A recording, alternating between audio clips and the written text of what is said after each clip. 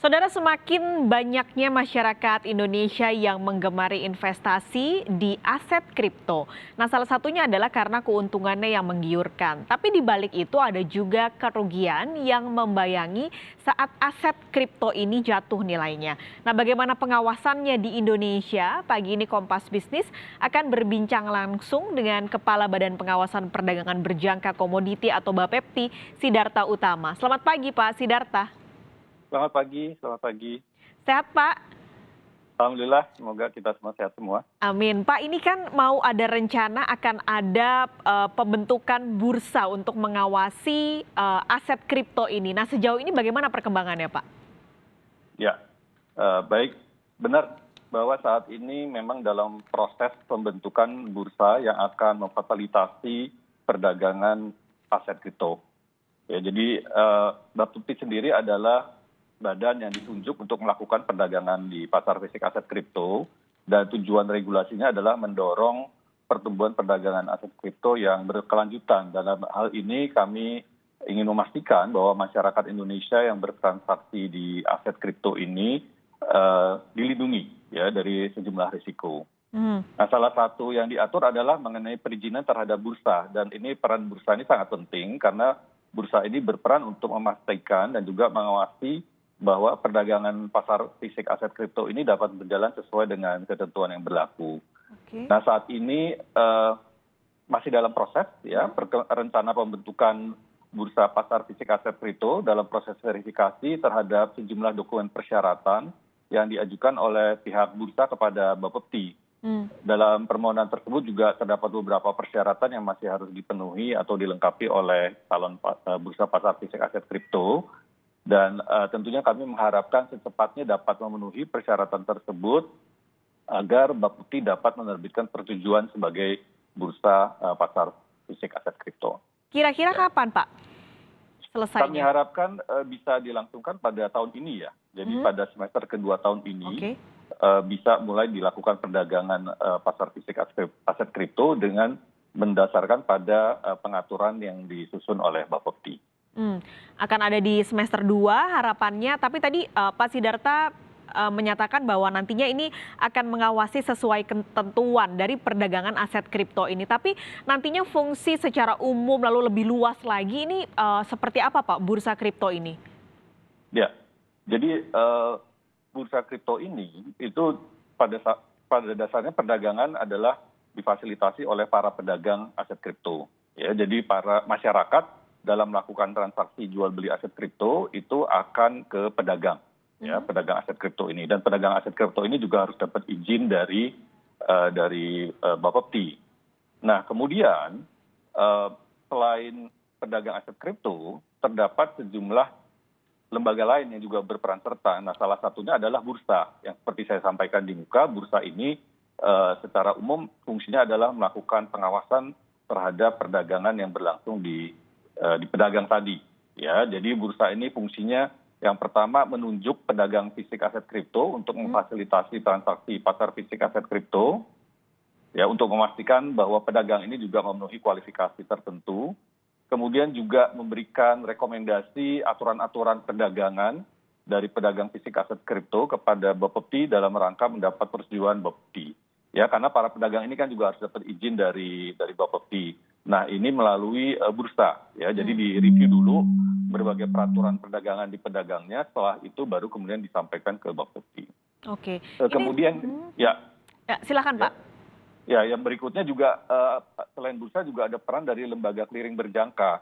Ya, lembaga clearing berjangka ini berfungsi untuk memastikan bahwa transaksi dilakukan dengan akurat, ya. Jadi juga melakukan pencatatan terhadap transaksi untuk memastikan bahwa aset atau dana yang dititipkan oleh para nasabah di pedagang ini tercatat dengan akurat. Ya, jadi ini adalah berbagai fungsi dari bursa. Ini pembahasan untuk yang semester 2 ini apakah termasuk pembahasan soal rencana pengenaan pajak? Untuk pengenaan pajak saat ini mengikuti ketentuan yang berlaku. Dalam hal ini kan sudah ada peraturan mengenai undang-undang pajak penghasilan, ya. Jadi itu saat ini mengikuti ketentuan yang berlaku. Nah, tentunya ke depan jika memang misalnya ada kebutuhan, ya, ada pengaturan khusus terhadap pajak yang terkait dengan perdagangan aset kripto, nah ini kami akan coba fasilitasi ya, jika ada kebutuhan khusus tersebut. Tapi belum ada sampai saat ini Pak, baru soal PPh tadi. Ya, saat ini kami masih memfokuskan terutama pada aspek bagaimana supaya perdagangan aset kripto ini bisa dapat berjalan pada semester kedua, ya, dan tentunya di sini yang mengenai tadi perlakuan pajaknya ini juga akan kami perhatikan ya sesuai dengan masukan dari para pelaku, para pedagang aset kripto dan juga para pelaku lainnya. Oke. Bagaimana sebaiknya? Ya. Ini kan melihat pergerakannya perdagangan aset kripto dalam beberapa waktu kebelakang semakin banyak yang menggemari juga Pak. Fluktuasinya juga sangat tinggi sebenarnya. Apakah bursa ini nantinya, tadi banyak sekali lembaga di dalamnya. Nah apakah ini bisa jadi jaring pengaman Pak untuk investor Indonesia yang berinvestasi di aset ini? Benar, betul sekali ya. Jadi untuk melakukan perdagangan di aset kripto ini ada sejumlah risiko yang akan dihadapi oleh para investor ya, para nasabah ini. Yang jelas pertama tadi ya, risiko perubahan harga. Ya kita lihat misalnya contohnya untuk Bitcoin ini harganya memang setahun 2 tahun terakhir naiknya luar biasa ya, sampai berapa ratus %. Tapi beberapa tahun yang lalu Bitcoin ini harganya juga sempat turun sampai 70-80%. Jadi volatilitasnya itu sangat tinggi dan masyarakat itu benar-benar perlu memahami ya bagaimana bertransaksi dalam aset kripto. Ya, selain risiko perubahan harga, untuk risiko perubahan harga tentunya di sini masyarakat harus memastikan ya bahwa kalau mau investasi di aset kripto hanya menggunakan dana yang memang berlebih. Jangan gunakan dana yang akan digunakan misalnya untuk kebutuhan sehari-hari. Jadi hanya kalau ada dana lebih dan sebaiknya juga melakukan diversifikasi ya. Jangan semua dana lebihnya ini hanya dibelikan untuk aset kripto ya, sebaiknya juga digunakan untuk aset keuangan lainnya ya seperti deposito atau mungkin ke saham dan lainnya. Nah selain itu juga ada risiko-risiko lainnya. Yang pertama dari risiko aset kripto sendiri, karena risiko aset kripto itu ada banyak sekali, ada ribuan dan tidak semuanya ini kualitasnya ini baik tuh ya. Jadi untuk itu makanya Bapepti mengeluarkan daftar aset kripto yang dapat diperdagangkan ya. Dan jumlah aset kripto tersebut adalah 229. Oke. Nah kriterianya adalah dengan melihat dari kapitalisasi pasar, ya jadi semakin besar kapitalisasi pasarnya, kemungkinan besar likuiditasnya juga akan semakin tinggi, dan itu lebih aman bagi masyarakat ya kalau aset kriptonya liquid. Selain juga itu faktor keamanan ya, karena aset kripto ini kan ada aset yang digital ya, jadi tidak berupa fisik. Dengan demikian ada kemungkinan misalnya ada hacking atau ada bug yang terkait dengan aset kripto tersebut. Nah, jadi di sini juga harus dipastikan bahwa aman ya aset kripto tersebut. Nah, untuk itu memang masyarakat harus memastikan dalam bertransaksi itu harus dari aset kripto yang di dalam daftar yang dikeluarkan oleh Bapepti. Daftar itu sendiri juga bisa diakses di publik dan juga ada di websitenya Bapepti. Dan yang berikutnya adalah kredibilitas dari pedagang aset kripto tersebut. Ya, nah untuk itu pastikan dalam melakukan perdagangan aset kripto lakukan pada pedagang yang sudah mempunyai daftar izin ya, daftar tanda registrasi dari Bapepti ya, karena untuk menjadi pedagang yang memperoleh tanda daftar dari Bapepti itu sudah dilakukan screening ya, telah dilakukan evaluasi untuk memastikan bahwa pedagang ini memang mempunyai kapasitas untuk dapat melakukan perdagangan aset kripto dengan aman. Ada berapa Pak pedagang kalau yang di bawah Bapepti sekarang? Saat ini ada 13. Oke. Jadi ada 13 pedagang. Dan 13 pedagang itu berarti hanya boleh memperjualbelikan aset sejumlah 229 yang diakui Bapepti tadi? Betul. Oke. Betul. Ini jumlah untuk tadi aset lalu juga pedagang asetnya akan bertambahkah Pak selama beberapa waktu ke depan ini? Kalau untuk yang jumlah aset kripto yang sekarang 229, karena tentunya aset kripto ini kan bergerak terus ya, dinamis ya. Akan ada pertambahan aset kripto, ada pengurangan aset kripto, ada aset kripto yang tadinya mungkin tidak memenuhi syarat sekarang menjadi memenuhi syarat, sebaliknya ada yang tadinya memenuhi syarat menjadi tidak memenuhi syarat. Nah, jadi kami harus melakukan evaluasi secara reguler terhadap daftar ini dan kemudian kami akan melakukan pemutahiran sesuai dengan kebutuhan. Ya, jadi ini memang daftar yang bukan sifatnya permanen ya, dan akan dapat berubah sesuai dengan sejauh mana memang aset kripto tersebut memenuhi kriteria yang kami tetapkan. Yang tadi saya sampaikan di muka ya, jadi berdasarkan kapitalisasi pasar, kemudian juga berdasarkan kriteria lainnya. Nah, Kalau untuk yang pedagang ya tadi juga ditanyakan ya. 13 ya Pak sekarang? 13, jadi saat ini memang untuk yang pedagang ini sudah kami tutup gitu ya untuk 13 Oke. ini. Jadi pastikan bertransaksi dari 13 ini.